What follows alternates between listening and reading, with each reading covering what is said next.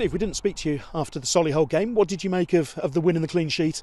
Well, good. I think Dan said everything. He'd done the press leading up to the week. I like sometimes to give the staff it. Rob doesn't want to always do it, but I think it's good for them to do it anyway. It helps them, helps their profile. They're part of all the work we do through the week. So yeah, it was good. And then, to be honest, if we'd got beat, I'd have ended up doing it. I wouldn't have sent Dan out to do the press, but he'd done the press in the week, so I thought it was good for him. And Ted Can obviously came in at pretty short notice for his debut. Yep.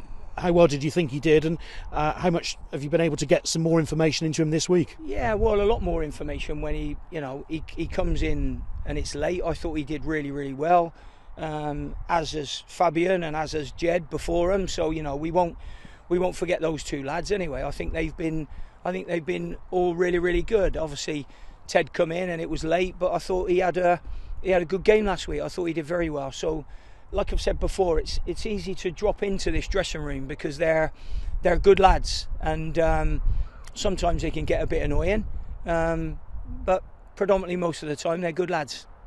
6 games to go. What do you want from the rest of the regular season? Well, to win every game. That's what we do every week. We prepare to win every game. So, yeah, I mean, to win, to play well, to prepare for, hopefully what could be ahead. And is that how you're taking it? Just win the next game, and if you keep doing that, then you'll get what you want? Well, you can't look 2 games ahead because we haven't got to play that one. So if you look at 2 games ahead and all of a sudden you play this one on Saturday, you haven't got your eye on this one. So, no, I'm fully motivated for our next game, and then when that one finishes, I'll be fully motivated for the next game, which is the same as how I've prepared all season, really. So, there won't be any different because I don't know how to be any different. Wealdstone up next. Yeah. What did you make of their win over Boston? Yeah, good. I mean, it was a decent game, to be honest. I watched the game, and sometimes when you watch some of these games, the commentators can, they can be a little bit sycophantic towards their team sometimes. But I thought the two guys that did the Wealdstone game against Boston the other night, I thought they were great, honestly. I enjoyed listening to them as I did watching the game. I thought they were really, really good, really supportive of their team, but not really biased or anything like that. They were complimentary to Boston. So, yeah, strangely enough, you wouldn't normally commentate, or you wouldn't comment on commentators, but I thought they were great lads the other day, and I really enjoyed the game. It was a good win by Wealdstone because Boston have done very well under Graham. I think at the moment they're one of the top form teams. So we know it'll be a tough game. I wouldn't anticipate them making any changes, just simply because they've just had a really good win. But of course, I'm not in charge of their team and don't profess to be. So it was a good game and I enjoyed it. And if their commentators are like that, how much might that sum up, if you like, the mood of the club in terms of, positively determined? Wealdstone? Yeah. I mean, they weren't over the top. They weren't over the top. They had a realisation of where their club's at, and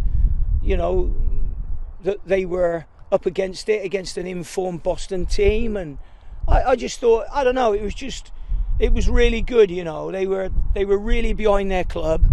I just thought it was good. It was, for me to comment on it. I watch, 2 or 3 games of our opposition every week, and then you don't always get the true picture from the commentators.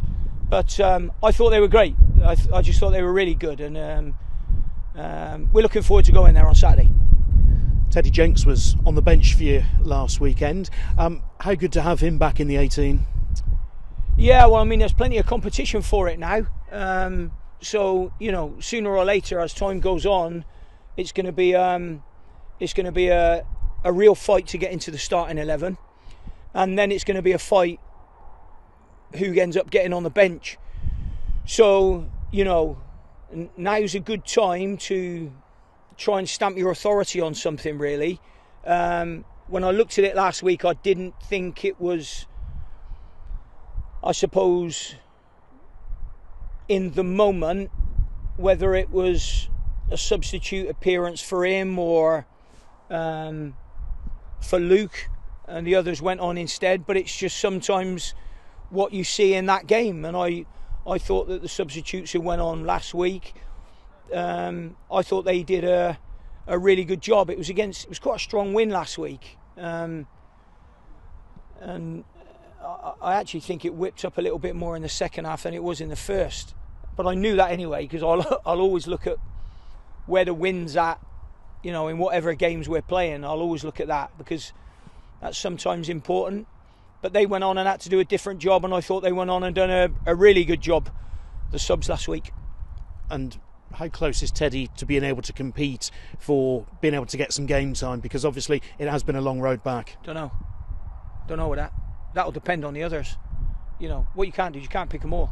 So, you know, we're talking about Teddy there. You could be talking about Luke. You could be talking about Brandon. You could be talking about Ben Tozer. You know, you could talk about Tom Knowles. They were all on the bench last week. So, you know, it's what you want. You always need to have the competition. But what they've got to do is they've got to fight for their shirt. That's what it is, really. I don't pick any one of them because I like one more than I like others. I don't differentiate with that. That won't come into my mind when I'm picking a team. So they're all just good lads. I have a great relationship with all of them. No Liam Sercombe or Charlie McCann last week. How are they progressing? Progressing. We'll have to see. We'll have to see with them too. But progressing.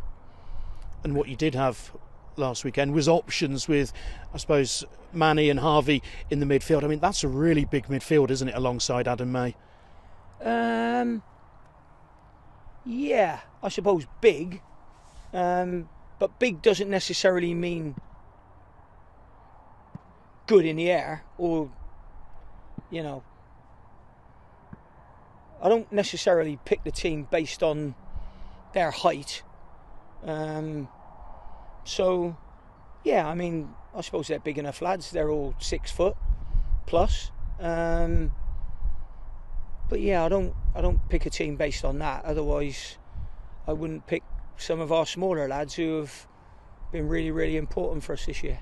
And it doesn't mean they can't play either just because they're over 6 foot, does it? No, I don't quite know where you're going with that.